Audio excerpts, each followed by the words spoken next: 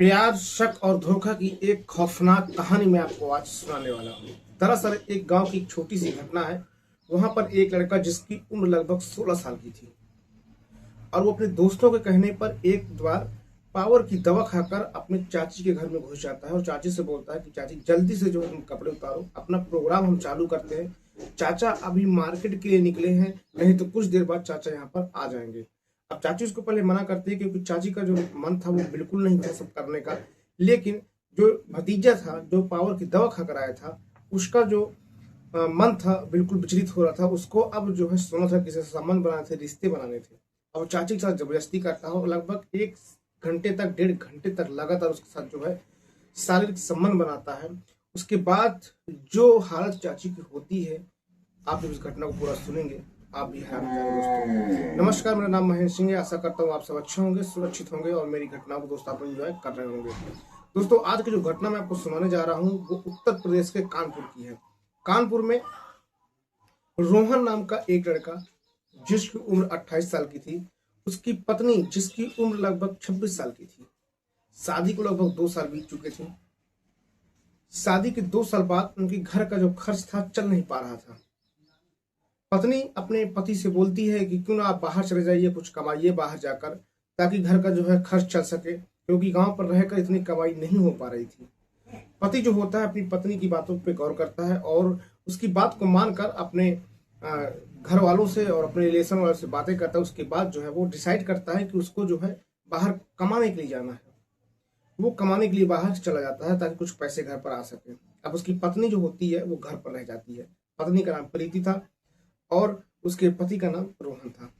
अब प्रीति देखने में खूबसूरत थी, शादी हो चुकी, शादी को 2 साल बीत चुके थे, बच्चा भी था हुआ नहीं था, उन्होंने प्लान किया नहीं था क्योंकि उनकी कोई कमाई नहीं थी, इसलिए उन्होंने बच्चे को प्लान नहीं किया था। अब जो प्रीति होती है वो घर पर अकेली रहती है। जो उसके सास ससुर होते हैं वो घर पर नहीं रहते, लेकिन घर जो बगल में घर होता उस घर पर रहा करते थे और दूसरे वाले घर पर प्रीति रहा करती थी।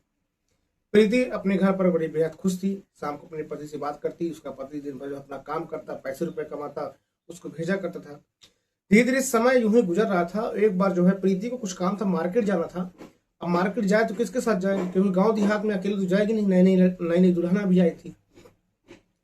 जो उसका पति राकेश होता है वो अपने भतीजे को, जो प्रीति के जस्ट बगल में घर बना था, अपने भतीजे को जिसकी उम्र 16 साल की थी, अब उसको फोन करता है। भतीजा अपनी चाची के पास जाता है और चाची को अपने साथ जो है मार्केट के लिए ले जाता है। अब रास्ते में बहुत सारी इन दोनों के बीच बातें होती हैं। अब एक बार वो मार्केट जाती है भतीजे के साथ, तो अक्सर जो है कुछ भी काम होता है वो भतीजे को बुलाया करती थी कि बाजार से सामान लाना है, दुकान सामान लाना है, मेरा ये काम है, वो मेरा वो काम है। सारा काम जो है भतीजा अपनी चाची का कर दिया करता था। चाची भी बेहद खुश थी कि चलो भतीजा जो है मेरा काम तो कर देता है। लेकिन चाची को पैसे के साथ साथ, खाने के साथ साथ शरीर की भी जरूरत थी कि शारीरिक सुख भी उसको मिल सके। पति तो काफी समय से बाहर था, उसको शरीर सुख मिल नहीं रहा था, तो आखिर क्या करती है। अब होता क्या है कि चाची और भतीजे के बीच में कुछ जो है बातें हो जाती हैं, बातें हंसी मजाक में बदलती हैं, मजाक जो है हद पार कर जाता है और दोनों में जो है प्यार होता है। और जो है एक दिन जो है ऐसा होता है कि दोनों जो है एक दूसरे के आंखों में डालकर इतना खामोश हो जाते हैं कि दोनों के बीच में रिश्ते बन जाते हैं। 16 साल का लड़का उस औरत को, जो उसकी उम्र 26 साल की थी और 2 साल जो हो जाते हैं उसकी उम्र 28 साल की हो जाती है, उतना ज्यादा उसके साथ जो है रिश्ते बनाता है कि वो उस दिन बेहद खुश हो जाती है। अब एक बार ये रिश्ता बनता है तो ये रिश्ता बनने का सिलसिला जो होता है वो बंद नहीं होता है। लगातार जो है दिन में रात में जब चाहो तब जो है रिश्ते बनते थे, क्योंकि जो प्रीति का पति था वो घर पर था ही नहीं, कोई देखने वाला था ही नहीं। अब ये सिलसिला आगे बढ़ता है। अब जो प्रीति होती है वो अपने पति से बात करना कम कर देती है, क्योंकि 24 घंटे जो उसका प्रेमी था, जो उसका भतीजा था, वो 24 घंटे उसके पास रहा करता था। उसको सारे सुख मिल रहे थे, कोई दिक्कत परेशानी थी नहीं, तो अपने पति से वो बात करना थोड़ा कम कर देती है। दिन भर पति काम करता, शाम को अगर घर पर आता, खाना पीना बनाता, उसके बाद थोड़ा बहुत उससे बात करता, तो वो भी उससे बात नहीं किया करती थी। कभी कहती मेरा सर दर्द कर रहा, कभी कहती मेरा पेट दर्द कर रहा है, मेरे पास समय नहीं है, मुझे खाना बनाना, मुझे नींद आ रही है, बहुत सारे बहाने बनाया करती थी। जो उसका पति राकेश था उसको समझ नहीं आ रहा था कि जो पत्नी मुझसे दिन भर बात किया करती थी, रात भर बात किया करती, काम पे होता तो भी फोन करती, आजकल इसको क्या हो गया जो मेरे पास फोन नहीं कर रही है। उसको कुछ भी समझ नहीं आता, लेकिन वो अपनी पत्नी के ऊपर शक नहीं करता, क्योंकि अपनी पत्नी से बेहद प्यार करता था। अब समय यूं ही गुजर रहा था। समय गुजरने के बाद जो है, एक दिन की बात है कि जो प्रीति का पति राकेश होता है वो घर पर वापस लौट आता है। अब जब घर पर वापस लौट आता है तो प्रीति का भी मुंह बन जाता है और लड़के का भी, जो भतीजा होता है, कि आखिरकार चाचा घर पर आ गए हैं, अब कैसे हम मिल पाएंगे, कैसे रिश्ते बना पाएंगे। लेकिन जो होना था वो तो होना ही था। अब होता क्या है कि जब ये घर पर राकेश रहने लगता है, प्रीति उसके साथ संबंध बनाने लगती है अपने पति के साथ, तो वो जो है अपने भतीजों को टाइम देना कम कर देती है। भतीजा इससे बेहद नाराज था कि आखिरकार जो मेरी चाची है वो मुझसे मिल नहीं रही है, ज्यादा मुझसे बातें नहीं कर रही है, आखिरकार संबंध कैसे बनाया जाए। लगभग 2 महीने बीत जाते हैं, इन दोनों की न मुलाकात होती है, मतलब न संबंध बनते हैं, ज्यादा बातचीत होती है। अब क्या करता है कि एक दिन जो है, जो भतीजा होता है, उसके दोस्त जो होते हैं, वो अपने दोस्तों से बात करता है, सब पूरी कहानी बताता है। तो उसके दोस्त जो होते हैं वो सलाह देते हैं कि काम करो, तुम एक पावर की दवा खा लो, उसके बाद अपनी चाची घर पर घुस जाओ, उसके बाद जो तुमको करना है कर लो, तुम्हें कोई मन नहीं करेगा।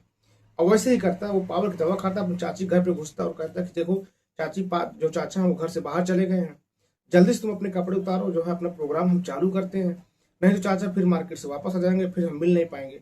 हालांकि चाची को जो है शारीरिक सुख अपने पति से मिल रहा था, इसलिए उसका कुछ भी मन नहीं कर रहा था सब करने का। लेकिन जो भतीजा था, काफी समय हो चुका था, वो संबंध नहीं बनाया था, इसलिए वो चाची के पीछे पड़ जाता है, जबरदस्ती उसके साथ संबंध बनाने लगता है। और चाची मना करती, उसको जो है चिल्लाती, लेकिन जो भतीजा होता है वो पावर की दवा खाया होता है, वो बिल्कुल तरह से मान नहीं रहा था। उसके साथ ऐसे कुछ रिश्ते बनाता है, संबंध बनाता है कि चाची जो है उसकी तबीयत खराब हो जाती है, उसका लूज मोशन चालू हो जाता है, उल्टियां चालू हो जाती हैं।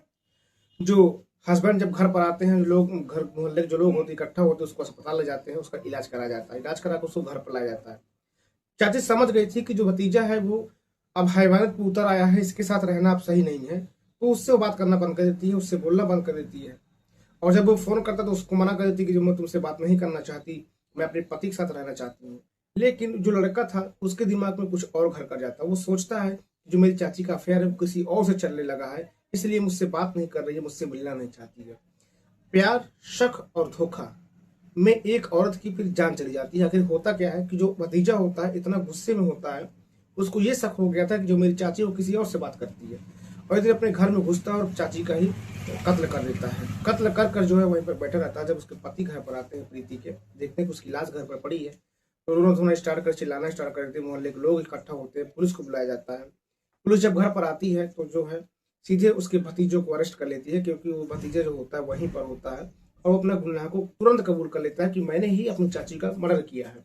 जब पूछा गया कि आखिरकार तुमने अपनी चाची का मर्डर क्यों किया, आखिरकार क्या रीजन था, क्या समस्या थी तुमको, तो उसने पूरी कहानी को बताया कि आखिरकार मेरा रिश्ता कैसे चले और हमारे रिश्ते में कितना प्यार था, और मेरी चाची जो है मुझे मुझे धोखा देकर किसी और लड़के से बात करने लगी। अब पुलिस उस लड़के को गिरफ्तार कर ले गई। गिरफ्तार करने के बाद अपनी छानबीन कर रही थी। जो उसने बताया था कि चाची कहीं और अफेयर था, इस एंगल में भी जो जांच की गई, लेकिन कुछ भी नहीं पाया गया, क्योंकि उसकी चाची किसी और से बात ही नहीं कर रही थी। अब जब ये बात उस लड़के को मालूम चली, मेरी चाची किसी और से बात नहीं कर रही थी, वो अपने हस्बैंड के साथ रह रही थी, तब जाकर उसको बेहद अफसोस हुआ कि उसने जो है गलत फहमी में आकर अपनी चाची का मर्डर कर दिया। दोस्तों, लड़का नाबालिग था, तो इसलिए उसको जो है बच्चों वाली जेल में भेजा गया। 18 साल तक वो बच्चों की जेल में रहेगा, उसके बाद जो उसको रिहा कर दिया जाएगा। दोस्तों, इस घटना को सुनाने का उद्देश्य सिर्फ आपको जागरूक करना, सुरक्षित करना था, ना कि किसी को दिल को ठेस पहुंचाना मेरा उद्देश्य रहता है। इस घटना को सुनकर आपकी क्या राय है, कमेंट बॉक्स में जरूर बताइएगा।